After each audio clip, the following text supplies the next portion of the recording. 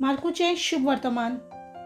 जेजू नव्यान तीर प्रांता भायर सोरून सिदोनचे वाटेन देकापोली प्रांता मदल्यान गलिल्याच्या दर्याशी आयलो.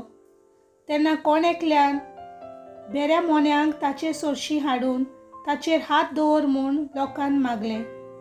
आनी जेजून लोकां मदलो ताका कुशीन व्हरून ताच्या कानांनी आपली बोटां घाली आनी आपली थिपी काडून ताचे जिबेक लायली.